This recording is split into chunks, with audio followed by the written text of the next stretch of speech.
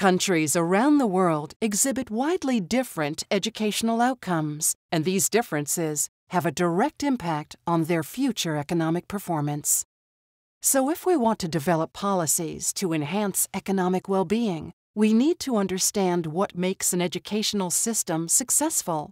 This is where the International Comparative Education Policy Lab comes in. The lab sets out to provide focused comparative analyses of educational issues. We know that education is a key lever to improve the economic well-being of different countries, and that is the most important motivation for our research. The lab's directors, Hanushek from Stanford and Ludger Woessmann from Munich, explain the work that the lab does and their vision for the future. What is the ICEPL and why is it relevant? Well, the International Comparative Education Policy Lab is a new institution which we hope focuses attention on international differences in educational systems.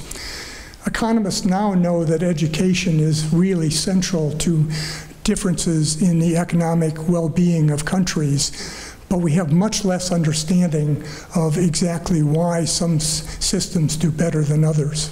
Yes, and in fact, many aspects of education cannot really be studied within individual countries because countries do one standard thing to all their schools. To get evidence, we actually need to look across countries where different countries do different standard things. In fact, by now we're starting to see some of the prior comparative research entering policy discussions around the world, from America and Europe all the way to East Asia. What are the lab's key areas of research? There are two main issues. One is what leads to better student knowledge, and then the second is what are the economic implications of better student knowledge. So we are really looking at education both ways. The first one is looking inside the education system, which includes the students, the parents, the schools.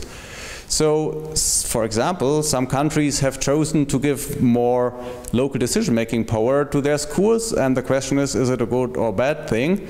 There's been huge controversies around that, and we can now investigate this more systematically with the increasing availability of international data.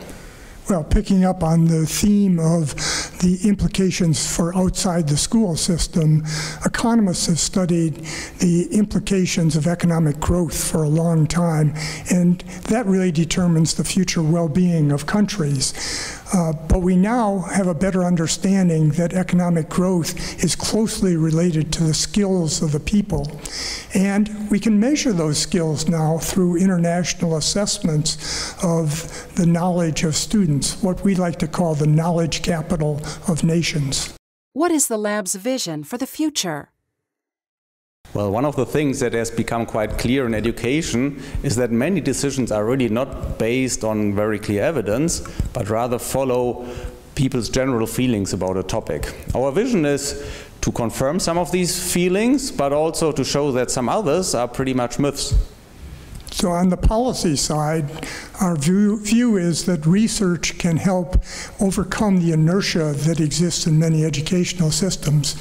But on the lab side, we have a vision for research where we're hoping, perhaps grandiosely, to in fact start a new subfield where people can use the available data to provide new research evidence that helps improve things.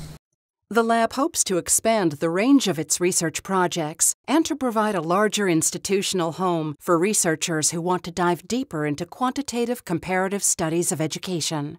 By working closely with the CES-IFO Research Network, it can mobilize an already active research community to join it in solving the world's educational problems.